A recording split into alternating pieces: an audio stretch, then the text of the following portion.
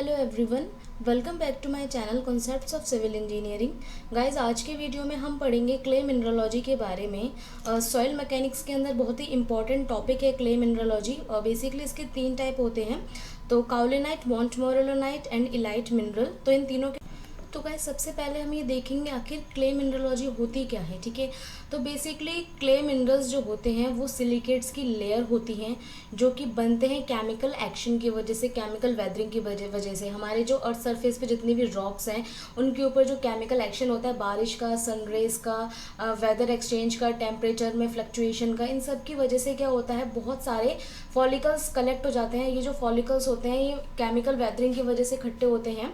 इन्हें हम बोलते हैं क्ले मिनरल बोलते हैं। ठीक है गाइस, ये जो क्ले मिनरल्स होते हैं बेसिकली ये शेल्स की फॉर्म में होते हैं एंड ये सेडिमेंट्री रॉक के ज़्यादा मोस्ट कॉमन टाइप होता है इनका सेडिमेंट्री रॉक। ठीक है, एंड दूसरी चीज़ ये जो क्ले मिनरल्स होते हैं ये बहुत ही ज़्यादा इरेगुलर शेप के होते हैं। इनकी एजेस जो होती है बहुत ज़्यादा शार्प होती हैं और देखा जाए तो बहुत ही ज़्यादा स्मूथ होते हैं एंड वाटर के अंदर सॉल्युबल होते हैं ऑलमोस्ट। ठीक है, तो ये जो क्ले मिनरल्स होते हैं इसका एक बहुत ही अगर बेस्ट एग्जांपल देखा जाए समझने के पॉइंट ऑफ व्यू से, तो जो हमारी मुल्तानी मिट्टी होती है वो क्ले मिनरल के अंदर आती है। ये एक तरीके का काओलिनाइट मिनरल होता है गाइस। ठीक है, तो ये तो हो गया हमारा क्ले मिनरल।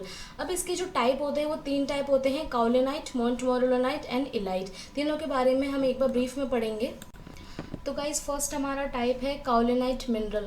तो जो काओलिनाइट मिनरल होता है गाइस बेसिकली ये गिब्साइट शीट एंड सिलिका शीट से मिलकर बना होता है। ठीक है, इन दोनों के बीच का जो स्ट्रक्चरल यूनिट के बीच में जो डिस्टेंस होता है या फिर थिकनेस बोले वो 7.2 एंगस्ट्रम की होती है गाइस। ठीक है, इसका नाम काओलिनाइट मिनरल इसीलिए पड़ा क्योंकि चाइना में एक लोकेलिटी में इसे काओलिन क्ले के नाम से जाना जाता था। वो लोग इसका यूज़ पोर्सिलिन डिशेस बनाने में करते थे, जिसे हम चीनी मिट्टी के बर्तन भी बोलते हैं, क्योंकि इनकी जो वाटर अब्जॉर्बिंग जो प्रॉपर्टी थी वो बहुत ज़्यादा हाई होती थी काओलिन मिनरल की या फिर काओलिन क्ले की, इसलिए वो लोग इसका सबसे ज़्यादा यूज़ करते थे एंड तब से ही इसका नाम काओलिनाइट मिनरल पड़ा गाइस। ठीक है, एंड दूसरी चीज़ ये इलेक्ट्रिकली न्यूट्रल होते हैं एंड इलेक्ट्रिकली न्यूट्रल होने की वजह से क्या होते हैं, ये वाटर की प्रेजेंस में कुछ हाइड्रोक्सिल आयन लूज करते हैं। कुछ हाइड्रोक्सिल आयन होते हैं वो डिसोसिएट होते हैं एंड हाइड्रोजन के कुछ आयन लूज करते हैं। हाइड्रोजन के आयन लूज करने से क्या होगा, एक क्रिस्टल फॉर्म बनती है एंड ये जो क्रिस्टल फॉर्म बनने के साथ क्या होता है, इसके ऊपर एक नेगेटिव चार्ज आ जाता है गाइस। ठीक है, तो ये तो था हमारा काओलिनाइट मिनरल। जो दूसरा हमारा टाइप है वो है मोंटमोरेलोनाइट मिनरल।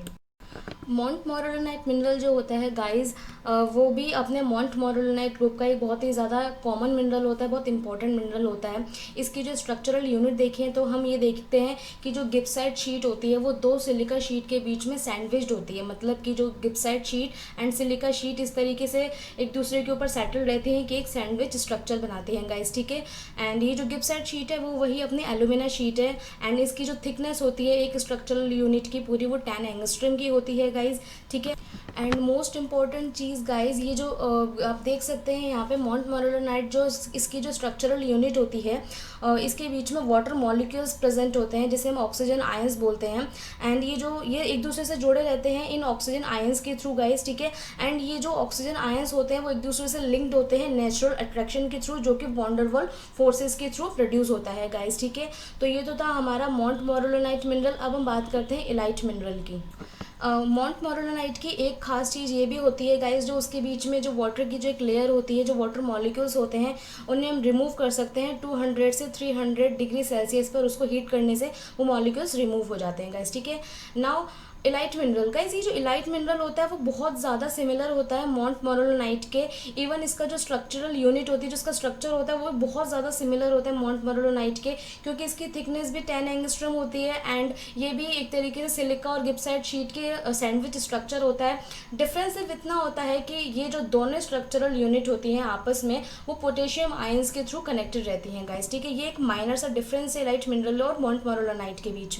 एंड दूसरी चीज़ ये गाइस, ये जो पोटेशियम आयन के थ्रू ये जो स्ट्रक्चरल यूनिट आपस में कनेक्टेड रहती हैं ये नॉन एक्सचेंजेबल होते हैं पोटेशियम आयन गाइस। ठीक है, एंड लास्ट चीज़ ये इलाइट मिनरल की जो स्वेलिंग प्रॉपर्टी होती है वो मोंटमोरेलोनाइट से कम होती है एंड काओलिनाइट मिनरल से ज़्यादा होती है गाइस। ठीक है, ये किसके बीच में एक मेन अहम चीज़ है याद रखने लायक। ठीक है, एंड ये तो था गाइस मेरा आज का वीडियो क्ले मिनरलॉजी के ऊपर। जियो टेक्निकल इंजीनियरिंग में बहुत ही इंपॉर्टेंट टॉपिक है ये। आई होप आपको अच्छे से समझ में आया होगा। अगर वीडियो अच्छा लगे तो प्लीज़ इसे लाइक कीजिए, अपने फ्रेंड्स के साथ इसे शेयर कीजिए।